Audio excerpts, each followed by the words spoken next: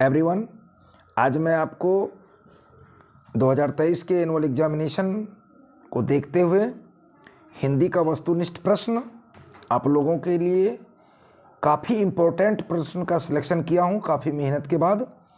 और इसमें आपको ज़रूर मैं इस बात से आश्वस्त करा दूं कि अगर आप इसको प्रत्येक प्रश्न को जो कि आंसर के साथ है 2 से 3 बार निश्चित रूप से आप इसको देखेंगे वीडियो को और समझने का प्रयास करेंगे तो आपका इससे 20 क्वेश्चन श्योर आएगा, इसमें कहीं कोई दो राय नहीं है।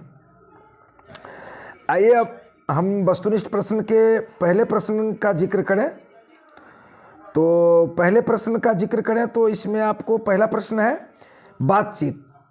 बातचीत शीर्षक निबंध के अनुसार रस का समुद्र किनकी बातचीत में उमड़ा चला आता है। तो इसका आंसर है दो हमजोली सहेलियों की बातचीत में। यानी अगर कोई दो एक उम्र का माने महिला आपस में बातचीत कर रहे होते हैं तो उस समय रस का समुद्र बिल्कुल उमड़ा चला आता है। आगे बढ़ते हैं। बालकृष्ण भट्ट किस युग के रचनाकार हैं। बहुत ही अच्छा क्वेश्चन है, भारतेंदु युग। इन सारी बातों पर हमें निश्चित रूप से आपको क्या करना है, ध्यान देना है। फिर अगला क्वेश्चन है कि बालकृष्ण भट्ट के पिता का नाम क्या है। बेनी प्रसाद भट्ट। यह भी क्वेश्चन कई बार आपको पूछा जा चुका है, इसलिए हमें निश्चित रूप से इन सभी प्रश्नों पर पूरा ध्यान देना है। आगे हम लोग बढ़ते हैं कि दमयंती स्वयंवर किस लेखक की रचना है। बालकृष्ण भट्ट की। और नेक्स्ट क्वेश्चन है कि बातचीत शीर्षक निबंध के निबंधकार कौन है। बालकृष्ण भट्ट। बालकृष्ण भट्ट किस काल के रचनाकार है। आधुनिक काल। बालकृष्ण भट्ट किस काल के रचनाकार है। आधुनिक काल। और फिर हम लोग नेक्स्ट में क्वेश्चन है कि बातचीत साहित्य की कौन सी विधा है। तो ये निबंध है और ललित निबंध, दोनों में से अगर कोई ऑप्शन होगा तो एक, दोनों में से कोई एक होगा तो एक, या दोनों अगर होगा तो फिर हम ये देखना है कि जैसे ए में निबंध, बी में ललित निबंध, सी में बोथ, यानी दोनों दिया हुआ है तो हमें सी देना है। यह चीज डिपेंड करेगा हमारे ऑप्शन पर। चलते हैं हम लोग आगे हम लोग बढ़ रहे हैं कि चंद्रधर शर्मा गुलेरी किसके अभिभावक बनकर मेयो कॉलेज अजमेर में आए थे। तो इसका आंसर आपका कि खेतरी के नवालिक राजा जय सिंह का। छात्रों, मैं आपको बता दूं कि आपको यहाँ मैंने जो प्रश्न दिया है वह लेसन वाइज है, और लेसन वाइज में भी आपका जो बहुत ज़्यादा इम्पोर्टेंट प्रश्न है वही दिया गया है। यानी आप अगर नए हैं तो इस एपेक्स इंग्लिश चैनल को सब्सक्राइब करें, जिसमें कि आपको गोपाल चौधरी के नाम से दिख रहा है। और अगर आप नए नहीं हैं, पहले से जुड़े हुए हैं, तो पूरा वीडियो को अंत तक देखें और ज़्यादा से ज़्यादा शेयर करें, जो कि हर इंटर साइंस आर्ट्स कॉमर्स के लिए जो हिंदी कंपलसरी है, जो परीक्षा में अपियर होंगे, उनको बेहतर मार्क्स प्राप्त हो सके। चलिए हम लोग आगे बढ़ते हैं इसी क्रम में। उसने कहा था शीर्षक कहानी में किसने कहा कि उद्यमी उठ सिगड़ी में कोले डाल। यह पंक्ति किसकी है। उसने कहा था मैं, तो यह पंक्ति वजीरा सिंह की है। फिर अगला है कि चंद्रधर शर्मा की कहानी का नाम क्या है। तो उसने कहा था। आगे हम लोग बढ़ते हैं। हिंदी कहानी के विकास में मील का पत्थर कौन सी कहानी मानी जाती है। तो उसने कहा था तेरी कुरमाई हो गई का किस कहानी से संबंध है। तो उसने कहा था, यह पंक्ति जो है आपको लहना सिंह और सूबेदारनी, जो कि बचपन में ननिहाल घूमने गई थी, तो चूंकि दोनों का ननिहाल एक ही गांव में था, तो वो दोनों जब बगल के आसपास के ननिहाल के आसपास के बाजार हाट, उस समय का शब्द है बेटा, घूमने के लिए जो गया था, तो उस क्रम में लहना सिंह मजाक के लहजे में उससे पूछा था कि तेरी कुरमाई हो गई, मतलब तेरी सगाई हो गई। तो इस पंक्ति का संबंध उसने कहा था से है। अब अब आपके पास जो अगला प्रश्न आ रहा है कि उसने कहा था कैसी कहानी है, मतलब डैश कहानी है। उसने कहा था कैसी कहानी है। इस प्रश्न का जवाब आप इसे बड़ी बारीकी से देने का प्रयास करेंगे। मतलब इसमें जो है आपको दिव्य प्रेम की कहानी भी हो सकता है, युद्ध की भी कहानी हो सकता है, प्रेम पर बलिदान की भी कहानी हो सकता है। इसका आंसर डिपेंड ऑप्शन पर करता है। अगर ये तीनों ऑप्शन होगा तो ऑल ऑफ दीज होगा, अगर कोई एक होगा तो वो होगा, माने दिव्य प्रेम की कहानी या युद्ध की कहानी या प्रेम पर बलिदान की कहानी, या कोई दो होगा तो दोनों होगा। इन तीनों चीज़ों पर आपको पूरा ध्यान रखना है। फिर अगला है, उसने कहा था किस प्रकार की कहानी है, तो कर्म प्रधान है। उसने कहा था कहानी के नायक लहना सिंह है। उसने कहा था किस वर्ष की रचना है, 1915 है। उसने कहा था कहानी के कहानीकार चंद्रधर शर्मा गुलेडी जी हैं। अब फिर आपको प्रश्न पूछा जाता है कि उसने कहा लहना सिंह किस कहानी के पात्र हैं, तो उसने कहा था, यानी ऑल ओवर अगर आपको देखा जाए तो उसने कहा था कि ये सारे प्रश्न बहुत ही इंपॉर्टेंट है। अब हम लोग आगे बढ़ते हैं। जयप्रकाश नारायण मार्क्सवादी कब बने, संपूर्ण क्रांति से प्रश्न है। तो ये 1924। और जयप्रकाश नारायण का जो है पुकारू नाम क्या था, यानी बचपन में उनको किस नाम से जाना जाता था, तो बाउल। याद रखिएगा, बहुत ही बीबीआई क्वेश्चन है और अभी तक के एग्जाम में कई बार इसको पूछा जा चुका है। अब हम लोग आगे बढ़ते हैं। संपूर्ण क्रांति से द्वारा जो मेरा अगला क्वेश्चन है कि जयप्रकाश नारायण द्वारा रचित पाठ का नाम संपूर्ण क्रांति है। जयप्रकाश नारायण ने छात्र आंदोलन का नेतृत्व कब किया, तो सन 1974 में। और आपको बता दूं कि 1975 में जिस समय हमारे तत्कालीन प्रधानमंत्री श्रीमती इंदिरा गांधी जी थी, उनके द्वारा आपातकालीन भी लगाया गया था देश में, इमरजेंसी। फिर आगे है कि रिकंस्ट्रक्शन ऑफ इंडियन पॉलिटी नामक पुस्तक किसने लिखा, जयप्रकाश नारायण। बहुत ही इंपॉर्टेंट क्वेश्चन है ये, तो आपकी हिंदी की बात है, ये तो कभी कभी आपको कंपटीशन में भी देखने को मिलता है। संपूर्ण क्रांति के रचनाकार जयप्रकाश नारायण, और संपूर्ण क्रांति का नारा भी किसने दिया, तो जयप्रकाश नारायण। यानी ऑल ओवर आप देखें तो इनका प्रश्न जो है सब जयप्रकाश नारायण के इर्द गिर्द ही घूम रहे हैं, संपूर्ण क्रांति का। चलिए नेक्स्ट पार्ट की ओर हम लोग बढ़ते हैं। अर्धनारीश्वर। अर्धनारीश्वर शीर्षक पाठ हिंदी साहित्य की कौन सी विधा है, तो निबंध है। आपको बता दूं कि अर्धनारीश्वर हमारे राष्ट्रकवि रामधारी सिंह दिनकर जी के द्वारा रचित है। और अर्धनारीश्वर का अर्थ होता है शंकर और पार्वती के कल्पित रूप। आइए हम लोग देखते हैं। अर्धनारीश्वर शीर्षक के लेखक अभी मैंने जिक्र किया रामधारी सिंह दिनकर जी हैं। और दिनकर को निम्न में कौन सा पुरस्कार मिला, तो पद्म भूषण साहित्य के क्षेत्र में। अर्धनारीश्वर कल्पित रूप है शंकर और पार्वती का, कहीं कहीं शिव और पार्वती भी रहेगा। तो इस तरह से हमें कुछ अपनी आईक्यू का भी अप्लाई करना है एग्जाम के समय में। ज्ञानपीठ पुरस्कार से सम्मानित रचना है उर्वशी।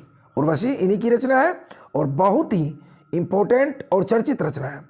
अर्धनारीश्वर किसकी रचना है, दिनकर की, यानी रामधारी सिंह दिनकर की। छात्रों, रामधारी सिंह दिनकर हमारे राष्ट्रकवि हैं और इन्होंने एक से एक रचना समाज कल्याण के लिए, नारी कल्याण के लिए किया है। और उसी में यह रचना अर्धनारीश्वर बहुत ही चर्चित है। अर्धनारीश्वर किसकी रचना है, तो रामधारी सिंह दिनकर की। या आपको पूछा जाएगा कि रामधारी सिंह दिनकर की रचना, तो अर्धनारीश्वर। अर्धनारीश्वर निबंध के निबंधकार दिनकर हैं। अब मैं आपको एक चीज बता दूं कि इस निबंध के माध्यम से उन्होंने भारत के 3 महान कवि रविन्द्रनाथ टैगोर, मुंशी प्रेमचंद और जयशंकर प्रसाद, इन तीनों पर भी व्यंग किए हैं। क्यों? क्योंकि उनका मानना है कि ये तीनों महान कवि ने अनेक रचनाएं किया, लेकिन नारी के उत्थान के लिए ऐसी कुछ भी नहीं लिखे जिससे कि समाज में उनकी भलाई हो। इसलिए उन्होंने लिखा है कि मैं तीनों महान कवियों की रचनाओं से या उनके विचारों से मैं असंतुष्ट हूँ। ये दिनकर का मत है। फिर हम लोग आगे बढ़ते हैं। रोज शीर्षक कहानी में मालती मिट्टी का बर्तन गर्म पानी से क्यों धो रही है, तो इसका आंसर है दही रखने के लिए। मालती किस कहानी की पात्रा है, रोज। अब ये रोज कहानी से हम लोग रिलेटेड क्वेश्चन को आगे की ओर देख रहे हैं। बचपन में खेलने के लिए सच्चिदानंद ने कौन से नाटक लिखा था, इंद्रसभा। अज्ञा के पिता का नाम डॉक्टर हीरानंद शास्त्री। रोज कहानी के कहानीकार अज्ञा मालती के पति का नाम महेश्वर, जो कि सरकारी अस्पताल के डिस्पेंसरी डॉक्टर थे। यह भी पूछा जाता है। रोज कहानी की नायिका मालती। अब अगला प्रश्न आपका है कि दूसरा सप्तक का प्रकाशन वर्ष क्या है? 1951, 1951। निम्नलिखित में से किस कहानी में गैंग्रीन का उल्लेख है? वह रोज। और भगत सिंह का जन्म कब हुआ था? तो 28 सितंबर 1907। आप जानते हैं कि ये हमारे जितने भी स्वतंत्रता सेनानी हैं उनमें से सबसे ज़्यादा क्रांतिवीर है भगत सिंह। आइए हम लोग आगे की ओर बढ़ते हैं। एक लेख और एक पत्र के शीर्षक पाठ क्या है? तो ये ऐतिहासिक पत्र है और इनके रचनाकार भगत सिंह हैं। भगत सिंह के पिता का नाम सरदार किशन सिंह, याद रखना है। एक लेख और एक पत्र में भगत सिंह ने किसको पत्र लिखा था? सुखदेव को। एक लेख और एक पत्र शीर्षक पाठ के लेखक कौन है? भगत सिंह। अब हम लोग इसी क्रम को आगे बढ़ाते हुए आगे की पाठ की चर्चा करते हैं। ओ सदा नीरा पाठ के अनुसार सन 1962 की बाढ़ का दृश्य जिन्होंने देखा है उन्हें रामचरितमानस में किसके क्रोध रूपी नदी की बाढ़ याद आ गई है? और वो उसका आंसर है कैकेयी। क्योंकि कैकेयी ने जब भगवान रामचंद्र के लिए वनवास की मांग करते हैं राजा दशरथ से, तो उनका जो रूप था उन रूप का तुलना ओ सदा नीरा गंडक नदी को कहा गया है।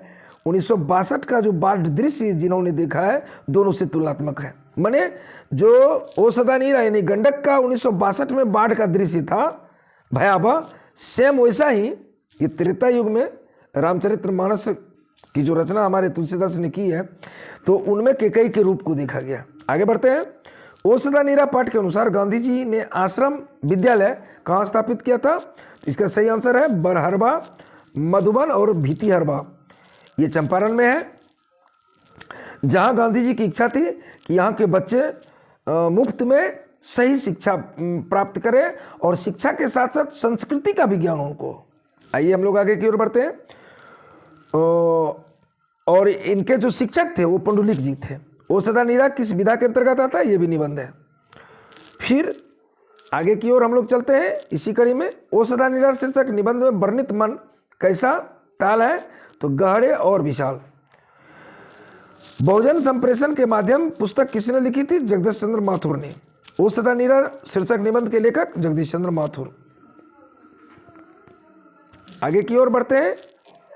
नाटक के क्षेत्र में जयशंकर प्रसाद के बाद की सबसे बड़ी प्रतिभा कौन माने जाते हैं? मोहन राकेश। ये भी बहुत ही चर्चित लेखक है हिंदी के।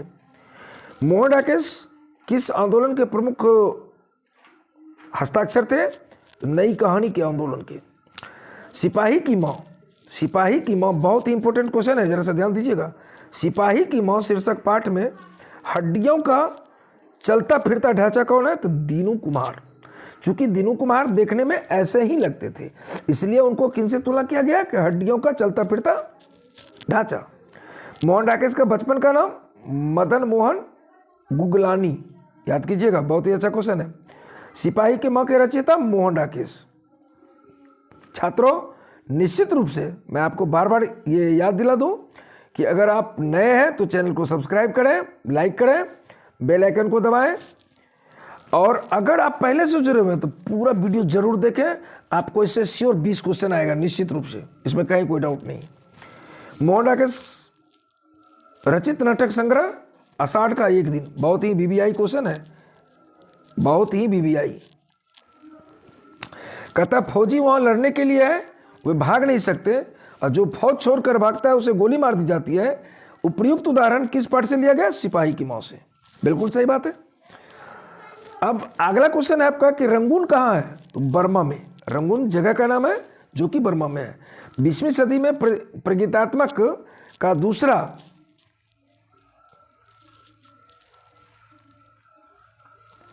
उन्मेषण, माने 20वीं शताब्दी में प्रगीतात्मक का दूसरा उन्मेषण कैसे हुआ?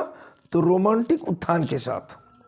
अगला क्वेश्चन है कि आलोचना त्रैमासिक के प्रधान संपादक कौन थे? नामवर सिंह। प्रगीत और समाज शीर्षक पाठ के अनुसार आचार्य रामचंद्र शुक्ल का काव्य आदर्श क्या है? प्रबंध काव्य। आगे हम लोग बढ़ते हैं। नामवर सिंह द्वारा रचित प्रगीत और समाज क्या है, माने किस विधा के अंतर्गत आता है? तो निबंध। आगे हम लोग है कि जूठन, बहुत ही इंपॉर्टेंट, ये आपके हिंदी का बहुत ही इंपॉर्टेंट और आपकी जिंदगी का भी बहुत ही इंपॉर्टेंट। ये जूठन जरूर आप आत्मकथा को पढ़िएगा और इससे आपको बहुत ज़्यादा ज्ञान मिलेगा निश्चित रूप से। जूठन शीर्षक आत्मकथा में स्कूल के हेडमास्टर का नाम कालीराम, आपको ऑप्शन में कालीराम भी दे देता है, आपको वहाँ देखना है कालीराम नहीं कलीराम। अगर आप भूल से भी कालीराम टिक किए या रंग दिए तो आपका 1 नंबर गया। दलित साहित्य का सौंदर्य नामक आलोचना पुस्तक किसने लिखी? ओम प्रकाश वाल्मीकि। और जूठन क्या है? आत्मकथा है। छात्रों, मैं बार बार जिक्र कर रहा हूँ कि आप जूठन को जरूर टेक्स्ट बुक के माध्यम से पढ़ने का प्रयास करेंगे, बहुत ही अच्छी आत्मकथा है। ओम प्रकाश वाल्मीकि की रचना जूठन। वाल्मीकि को अंबेडकर पुरस्कार कब मिला? तो 1993, 1993। जख्म पर धूल शीर्षक कविता की रचना है मलियज की। हंसते हुए मेरा अकेलापन किस विधा की रचना है? डायरी। तीर्थ शीर्षक पाठ में लेखक के पिताजी कितने साल के हैं? 55 साल के, 55। इन चीजों पर भी ध्यान देना है। उदय प्रकाश का जन्म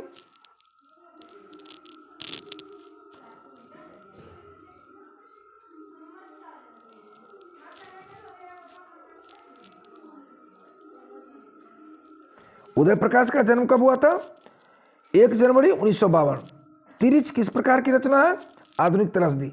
ये तिरिच जो है, ये तिरिच एक प्रकार का विषैला जानवर है जो कि आप यूं कह सकते हैं छिपकली प्रजाति का है और बहुत ही खतरनाक है। उसके बारे में ये कहानी लिखा है उदय प्रकाश जी ने, जिसमें कि उनके पिताजी खुद उनसे पीड़ित हुए हैं।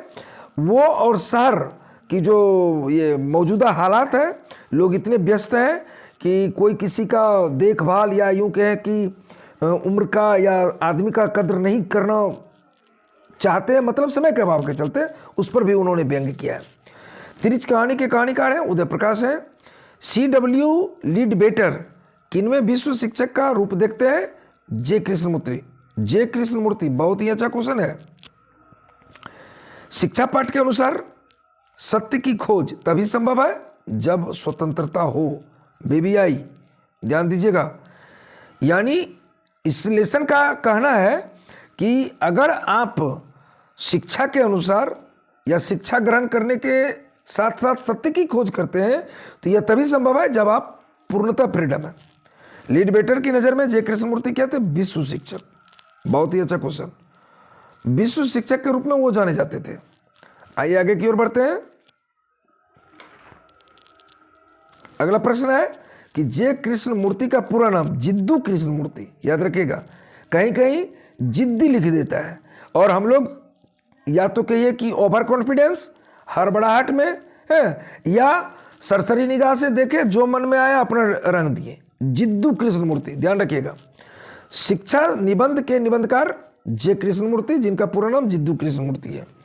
जहां भय हो वहां मेधा नहीं हो सकती। किस पाठ से लिया गया? शिक्षा। और बहुत ही इंपॉर्टेंट बात है, ध्यान रखिएगा। यानी कहने का तात्पर्य यह है कि अगर मेधा आप चाहते हैं बच्चों में तो आपको क्या करना होगा? वहाँ भय मतलब उसे इस प्रकार से ना हेबक पैदा कर दे को पढ़ने के लायक ही ना रहे। ये आपका गद्य था, यानी कहानी के संबंधित का जितना भी प्रश्न था इंपॉर्टेंट मैंने आपको दिया। अब पद्य विधा की ओर हम लोग चलते हैं। पहला लेसन है आपका करबक। चलिए देखते हैं, जिनके हमारे कवि मलिक मोहम्मद जायसी हैं और इनके द्वारा पहला प्रश्न जो इम्पोर्टेंट है वो मैंने आपको कलेक्ट किया है कि तुमुल कोलाहल कला में शीर्षक कविता किस महाकाव्य से लिया गया है? तो कामायनी। प्रेम के पीर कवि मलिक मोहम्मद जायसी। बहुत ही इंपॉर्टेंट क्वेश्चन, कई बार रिपीट हो चुका है और इस बार भी चांसेस है कि ये पूछा जा सकता है। करबक शीर्षक कविता किसने लिखी है? मलिक मोहम्मद जायसी ने। जायसी किस शाखा के कवि हैं? प्रेम मार्गी। और आखिरी कलाम के रचयिता, बहुत ही अच्छा, मलिक मोहम्मद जायसी हैं। छात्रों, जो भी प्रश्न है बहुत ही अच्छा है। चलिए मैं आगे की ओर बढ़ता हूँ। अगला आपका है पद, सूरदास द्वारा रचित है। सूरदास किस भाषा के कवि थे? ब्रजभाषा। हिंदी साहित्य का सूर्य किसे कहा जाता है? सूरदास को। बीबीआई क्वेश्चन है और इसे इस बार पूछने का बहुत ज़्यादा चांस है। सूरदास के दीक्षा गुरु तो महाप्रभु वल्लभाचार्य, याद रखिएगा। शिक्षा गुरु और दीक्षा गुरु ये दोनों में अंतर होता है। शिक्षा गुरु का अर्थ होता है जिनसे आप शिक्षा ग्रहण करते हैं, और दीक्षा गुरु होता है कि आप उनसे शिक्षा नहीं बल्कि आप जिंदगी जीने का या ईश्वर से एक प्रकार से जुड़ने का जो ज्ञान दिया जाता है वो दीक्षा गुरु कहलाते हैं। फिर पद ही रचना है जो कि तुलसीदास की है। तो उनका है कि गीतावली किनकी रचना है? तुलसीदास की है। गोस्वामी तुलसीदास हिंदी के कैसे कवि हैं? जातीय महाकवि। मतलब ये है कि इनकी जो रचना है वो निश्चित रूप से बहुत ही अच्छी, इसलिए इनको इस तरह के शब्दों से संबोधित किया गया है। बैरबे रामायण किसकी रचना है? तुलसीदास की। कवितावली के रचनाकार गोस्वामी तुलसीदास। तुलसीदास के दीक्षा गुरु कौन थे? नरहरि दास। अभी मैंने आपको जिक्र किया शिक्षा गुरु और दीक्षा गुरु में अंतर है। चलिए आगे की ओर बढ़ते हैं। तुलसीदास के बचपन का नाम राम बोला, याद रखिएगा। जैसे कि आप वहां पढ़ रहे थे कि जयप्रकाश नारायण का बचपन का नाम बाउल, यहाँ राम बोला।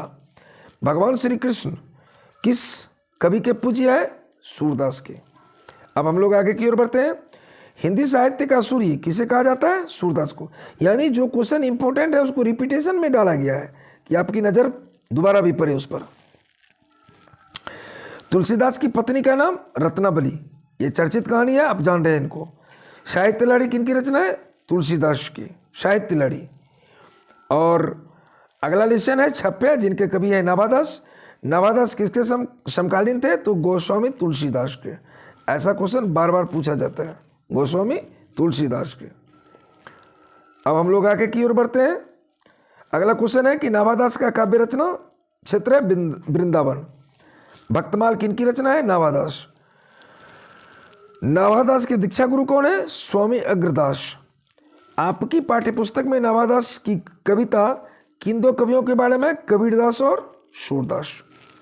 यानी हमेशा भी प्रश्नों को बारीकी से एक बार में नहीं, दो बार में नहीं, 3 बार ही अगर पूरा वीडियो को देखना पड़े तो आप आराम से देखिए और इसको सीखिए। आगे अगला लेसन है कवित्त। कवित्त का पहला क्वेश्चन है कि शिवा बावनी के कितने मुक्तकों में छत्रपति शिवाजी की वीरता का बखान किया गया है? तो उसमें 52 याद रखेगा। ये संख्या वाले जो शब्द का आंसर होता है वो बहुत ही इंपॉर्टेंट होता है। तेजतम अंश पर कान जिमी कंस पर यो मलेच्छ वंश पर शेर शिवराज है। यह पंक्ति किस शीर्षक कविता की है? तो यह कवित्त की है। यानी इसमें शिवाजी के वीरता का बखान किया गया है, इसलिए इस पंक्ति पर पूरा ध्यान देने की बात है और यह कवित्त से ली गई है। भूषण ने किस रस को प्रमुखता दी है? तो वीर रस। और भूषण की कविता में कौन रस पाया जाता है? तो वीर रस। यानी प्रश्न पूछने का तरीका एक है, आंसर एक ही, अलग अलग है, आंसर एक ही है। आइए हम लोग आगे की ओर बढ़ते हैं। शिवाजी के पुत्र का नाम साहू जी। यह भी क्वेश्चन बार बार पूछा गया है, इसे भी ध्यान दीजिएगा। भूषण किस काल के कवि माने जाते हैं? रीति काल के। भूषण को भूषण की उपाधि किसने दी? राजा रुद्र शाह। बहुत ही इंपॉर्टेंट क्वेश्चन, इस बार भी पूछने की चांसेस इस क्वेश्चन का कई बार पूछा जा चुका है। फिर भी छत्रसाल दशक के रचनाकार भूषण। आगे हम लोग बढ़ते हैं। तुमुल कोलाहल कला में जयशंकर प्रसाद की रचना है। तुमुल कोलाहल कला में शीर्षक कविता किस महाकाव्य का अंश है? यानी ली गई है कामायनी। बहुत ही अच्छा क्वेश्चन है। आगे की ओर हम लोग बढ़ते हैं।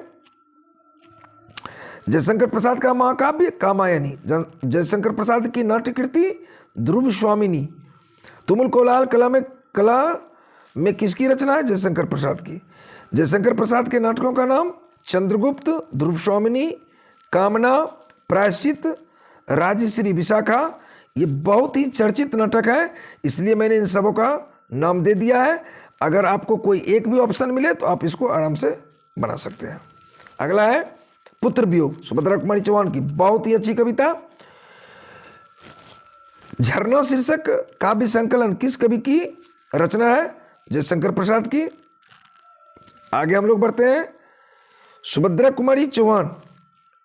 सुभद्रा कुमारी चौहान का निधन कैसे हुआ? ये हम लोग ऐसे नॉर्मली समझ जाते हैं कि नेचुरली हुआ या उम्र ज़्यादा होने के बाद, नहीं, इनका निधन कार दुर्घटना में हुई है। वर्ग 8 तक की पढ़ाई के बाद शिक्षा अधूरी छोड़कर कौन कवित्री असहयोग आंदोलन में कूद पड़ी थी? सुभद्रा कुमारी चौहान। बहुत ही बीबीआई क्वेश्चन। आगे हम लोग बढ़ते हैं। पुत्र वियोग शीर्षक कविता की कवित्री कौन है? सुभद्रा कुमारी चौहान। और सुभद्रा कुमारी चौहान का जन्म कब हुआ था? 16 अगस्त 1904। 16 अगस्त 1904। आगे की ओर हम लोग बढ़ते हैं। सुभद्रा कुमारी चौहान के पिता का नाम ठाकुर रामनाथ सिंह। पुत्र वियोग किसकी रचना है? सुभद्रा कुमारी चौहान की। सुभद्रा कुमारी चौहान की कविता का नाम है पुत्र वियोग। बहुत ही अच्छा प्रश्न है, बार बार इसे देखें, लाइक और सब्सक्राइब करें, ज़्यादा से ज़्यादा वीडियो शेयर करें। आगे की ओर हम लोग बढ़ते हैं। उषा शमशेर बहादुर सिंह। शमशेर बहादुर सिंह ने सोवियत रूस की यात्रा कब की? 1978।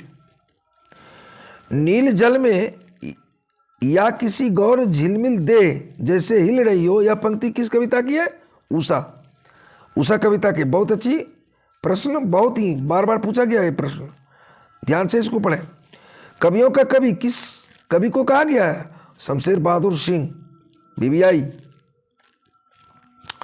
अगला हम लोग क्वेश्चन को देखते हैं कि दूसरा सप्तक का प्रकाशन वर्ष 1951 प्रकृति वर्णन से संबंधित कविता है उषा। सुकून की तलाश किसकी रचना है? शमशेर बहादुर सिंह की। अगला क्वेश्चन है कि कवि शमशेर बहादुर सिंह के कविता संग्रह का नाम दूसरा सप्तक। कुछ और कविताएं, कुछ कविताएं चुका भी नहीं हूं मैं, उदिता, सुकून की तलाश, ये सभी हैं। ये मैंने इसलिए दे दिया है कि अगर इनमें से कोई एक ऑप्शन भी रहेगा तो वो शमशेर बहादुर की होगी, अगर एक से ज़्यादा भी होगा तो दोनों उनके आंसर होंगे। आगे की ओर हम लोग बढ़ते हैं। जन जन का चेहरा एक। गजानन माधव मुक्तिबोध।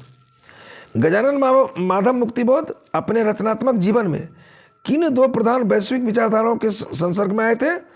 तो प्रयोगवादी और प्रभावशाली। आगे की ओर हम लोग बढ़ते हैं। किन्होंने प्रायः लंबी कविताएं लिखी है? गजानन माधव मुक्तिबोध। यह भी एक बहुत बड़ी बात है। नील नदी अमेजन मिसौरी में वेदना से गाती हुई बहती हुई जिंदगी की धारा एक, यह पंक्ति किस शीर्षक का है? जन जन का चेहरा एक। मुक्तिबोध का जन्म स्थल कहाँ है? श्योपुर, ग्वालियर, मध्य प्रदेश। अगर हमको सब कुछ ना याद रहे तो मध्य प्रदेश याद रखना है, ग्वालियर याद रखना है या श्योपुर याद रखना है। अगला क्वेश्चन है जन जन का चेहरा एक शीर्षक कविता के कवि गजानन माधव मुक्तिबोध। चलिए हम लोग कुछ और क्वेश्चन हैं इंपॉर्टेंट, थोड़ा सा 2-4-5 मिनट का देख लेते हैं। अधिनायक रघुवीर शाह। अधिनायक किस कवि की रचना है? रघुवीर शाह।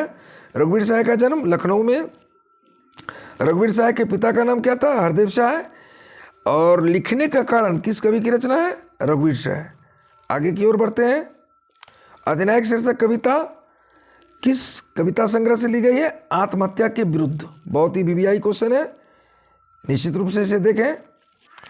प्यारे नन्हे बेटे को विनोद कुमार शुक्ल ये कवि है। प्यारे नन्हे बेटे को शीर्षक कविता के नायक कहाँ के रहने वाले हैं? ये आपका रायपुर, छत्तीसगढ़। आगे की ओर बढ़ते हैं। विनोद कुमार शुक्ल का निवास स्थान रायपुर, छत्तीसगढ़। आगे की ओर हारजीत अशोक वाजपेयी। कवि अशोक वाजपेयी का जन्म कब हुआ था? 16 जनवरी 1941। अशोक वाजपेयी का मूल निवास कहाँ था? सागर, मध्य प्रदेश। हारजीत शीर्षक कविता किस प्रकार की रचना है? गद्य कविता है। इबारत से गिरी मात्राएं किसकी रचना है? अशोक वाजपेयी की रचना है। आगे की ओर बढ़ते हैं। हारजीत कविता शीर्षक कविता में मशक वाला क्या कर रहा है? सड़क सींच रहा है। बहुत ही अच्छा क्वेश्चन है।